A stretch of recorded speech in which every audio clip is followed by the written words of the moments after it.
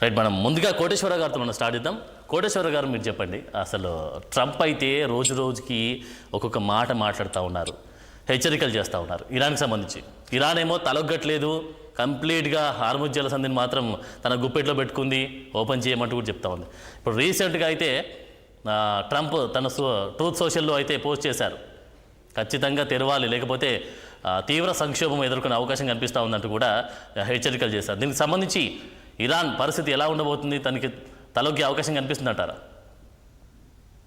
మనం మాట్లాడుకునే సమయానికి ఇరాన్ మీద అమెరికా ఇజ్రాయెల్ దాడులు 38వ రోజులో కొనసాగుతున్నాయి.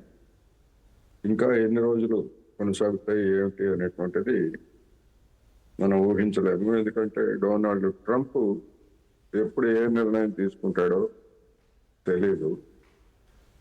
ఎంత నీచ స్థాయికి దిగజారాడు అంటే, అలాంటి ట్రంప్ని మా స్నేహితులు, మా సన్నిహితులు లేదా భాగస్వామ్యం చెప్పుకునేటువంటి వాళ్ళు కూడా బహుశా సిగ్గుపడతారు. ఫకింగ్ స్ట్రైట్, దాన్ని తెలుగులో మనం చెప్పుకుంటే చాలా అసహ్యంగా ఉంటుంది. వాడు మరి మనిషా లేకపోతే మదం ఎక్కినటువంటి వాడా లేకపోతే ఏమిటి అనేటువంటిది మనకి తెలియదు. ఒక అమెరికా అధ్యక్షుడిగా ఆ విధమైనటువంటి భాషతోటి ట్రూత్ దానిలో పోస్ట్ పెడుతున్నాడు అంటే ఎంతగా అమెరికా లేకపోతే డొనాల్డ్ ట్రంప్ సంక్షోభంలో ఉన్నాడో లేకపోతే ఉక్రోషంతో ఉన్నాడో. ఎవరైనా ఉక్రోషంతో మాట్లాడతారు, తీవ్రంగా మాట్లాడతారు, కానీ అంత హీన స్థాయిలో మాట్లాడతారని ఎవరు ఊహించరు. కానీ అది కూడా ట్రంప్ ఇంకా అంతకంటే మించి ఎవడో దరిద్రంగా మాట్లాడేవాడు ఎవడో ఉన్నాడు అనేది ఈ సందర్భంగా చెప్పుకోవాలి. ఎందుకు అంటే ట్రంప్ లేకపోతే ఇజ్రాయెల్ ఊహించని విధంగా, వాళ్ళు అయితే ఊహించలేదు ఈ విధంగా ఇరాన్ నుంచి దెబ్బలు పడతాయని, మొత్తం అంతా కూడా పరిస్థితిని మార్చేస్తాయని వాళ్ళు ఊహించలేదు. అందుకని అసలు ఎక్కడ ప్రారంభించాడు, ఎక్కడ తేలాడు, ఏం మాట్లాడుతున్నాడు ఇప్పుడు? ఇరాన్లో ఉన్నటువంటి పాలకులని మార్చేస్తాను, ఇరాన్లో ఉన్నటువంటి అణు కేంద్రాలని కూల్చివేస్తాను అని చెప్పినటువంటి వాడు ఇప్పుడు ఇరాన్లో పౌర మౌలిక వ్యవస్థలుగా ఉన్నటువంటి వంతెనలను కూల్చివేస్తాను, లేకపోతే విద్యుత్ వ్యవస్థలను కూల్చివేస్తాను అని చెప్తున్నాడు. నిన్నగాక మొన్న మాకు హార్ముజ్ జలసంధితో పని లేదు, ఎవరికి కావాలంటే వాడు ఇరాన్ తోటి మాట్లాడుకొని మీ ఏర్పాట్లు మీరు చూసుకోండి, మాకు దాంతో పని లేదు, ఆయిల్తో పని లేదని చెప్పినటువంటి వాడు మళ్ళా 2 రోజులకే మాట మార్చి ఆ హార్ముజ్ జలసంధం చేయకపోతే నేను నాశనం చేస్తానండి. ఏం నాశనం చేస్తాడు? 38 రోజులుగా చేస్తున్నది నాశనమే కదా, కొత్తగా నాశనం చేసేది ఏముంది? అందుకని ఇరాన్ కూడా చెప్తా ఉంది, ఎస్ నీకు కూడా నరకపు ద్వారాలు తెరుస్తాము, రా నీ సంగతి తెలుస్తామని చెప్పేసి ఇరాన్ కూడా అంతే ధీటుగా చెప్పింది. దానికి అనుగుణంగానే మొత్తం ఒక పైలట్ తప్పిపోతే ఆ పైలట్ ని వెతకడానికి వెళ్ళినటువంటి విమానాలని, హెలికాప్టర్లని ఎలా కూల్చివేసిందో కూడా మనం చూసాం. అందుకని అనూహ్యమైనటువంటి ఎక్కడి నుంచి వచ్చింది ఇరాన్కి శక్తి?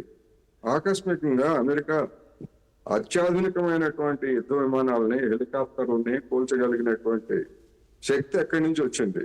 కొన్ని వార్తల ప్రకారం అయితే ఆ కొండ ప్రాంతాల్లో ఉన్నటువంటి పశువుల కాపర్లు వాళ్ళు ఎప్పుడు తుపాకులు పట్టుకొని తిరుగుతారు, జంతువులు లేదా ఇతరత్ర వాటిని రక్షణ కోసం.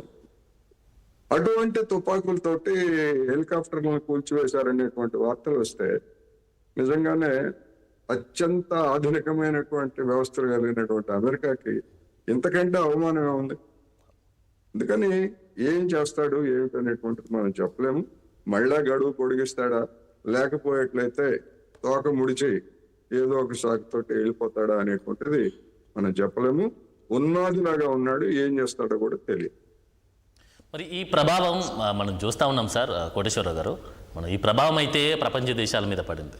మనం చూస్తూ ఉన్నాం కమర్షియల్ గ్యాస్ కొరత అయితే చాలా హోటల్స్కి, దాంతోపాటు రెస్టారెంట్స్కి కానీ మీరు చూస్తూ ఉన్నారు. ప్రపంచ దేశాలు కూడా అల్లకల్లోలం అవుతుంది ఈ యొక్క గ్యాస్ కొరతకు సంబంధించి. దాంతోపాటు సామాన్య ప్రజలు ఇబ్బంది పడుతూ ఉన్నారు దీని ప్రభావంతో. సో మరి ఒక డెడ్ లైన్ స్వీకరించే కనిపించే అవకాశం కనిపిస్తూ ఉందా, లేకపోతే డెడ్ లైన్కి మీరు చెప్పిన విధంగా డెడ్ లైన్ ఒకవేళ పొడిగించి వేసినా కూడా ఈ ప్రభావం ప్రజల మీద పడే అవకాశం కనిపిస్తూ ఉంది సార్? ముందున్న రోజుల్లో ఎలా ఉండబోతుంది అంటారు? ఆనంద్ గారు, మీరు అన్నది జనం మీద ఈ ప్రభావం పడతా ఉంది అని చెప్పేసి అన్నారు. కానీ జనం మీద పడుతుందని చెప్పేసి 145 కోట్లకి నేను ప్రాతినిధ్యం వహిస్తున్నానని చెప్తున్నటువంటి మన భారత ప్రధాని నరేంద్ర మోడీ గారు అబ్బాయి ఏం లేదు, అంతా ఆల్ ఈజ్ వెల్, సజావుగా ఉంది అని చెప్తున్నారు. రెండో వైపు జరుగుతున్నటువంటి ఇబ్బందులు ఏమిటో, పడుతున్న ఇబ్బందులు ఏమిటో మనం చూస్తూనే ఉన్నాం. ఇంత దుర్మార్గానికి పాల్పడుతున్నటువంటి ఏకపక్షంగా ఇరాన్ ఏం పాపం చేసిందని అక్కడ ఉన్నటువంటి పిల్లల్ని, సామాన్య పౌరులను చంపేస్తా ఉంటే డొనాల్డ్ ట్రంప్ మిత్రుడా, జిగిని దోస్తు డొనాల్డ్ ట్రంప్, నువ్వు చేస్తున్న తప్పు, ఆపేసే, యుద్ధం ఆపేసే, ఏదన్నా ఉంటే తర్వాత మాట్లాడుకుందాం అనే ఒక మాట ఎందుకని నరేంద్ర మోడీ గారి నుంచి రావట్లేదు? సార్ మొన్నటికి మొన్న కూడా మా మంచి మిత్రుడు అంటూ కూడా స్టేట్మెంట్ ఇచ్చినటువంటి సందర్భం మీరు చెప్పారు సార్.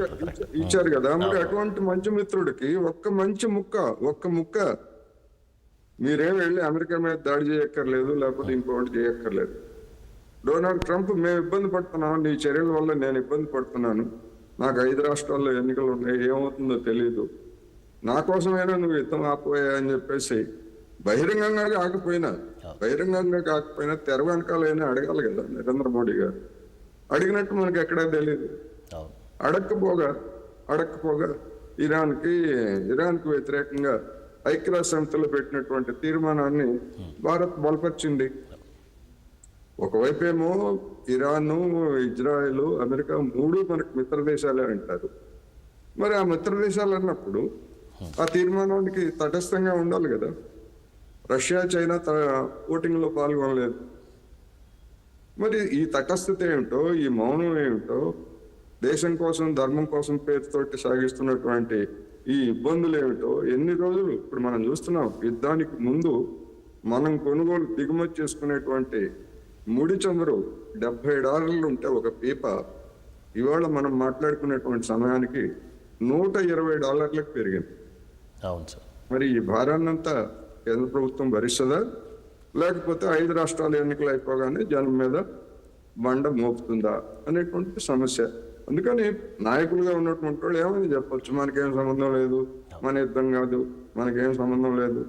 ఇప్పుడు మనం ఈ మాట్లాడుకుంటున్నాం. రేపు రైతన్నలు వ్యవసాయం ప్రారంభించే నాటికి దేశంలో యూరియా కొరత, ఎరువుల కొరత, ఇవన్నీ కూడా అవి ఇంకా పెద్ద ప్రమాదం.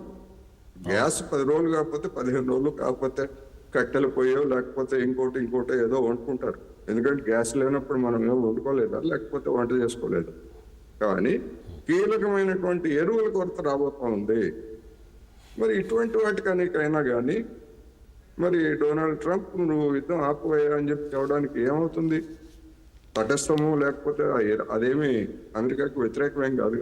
అమెరికాలో ఉన్నటువంటి జనమే వస్తున్నారుగా, లక్షల మంది, 90 లక్షల మంది వచ్చి మొన్న 28వ తారీఖున డొనాల్డ్ ట్రంప్ నువ్వు చేస్తున్న తప్పని చెప్పినప్పుడు మనం హౌడీ మోడీ పేరుతోటి ట్రంప్ కి సర్కార్ అబ్కి బార్ ట్రంప్ ఇస్ సర్కార్, ట్రంప్ని ఎన్నుకోండి అని చెప్పినటువంటి నోటితోనే అదే ట్రంప్ నువ్వు చేస్తున్న తప్పు అని ఎందుకు చెప్పరనేది నా ప్రశ్న.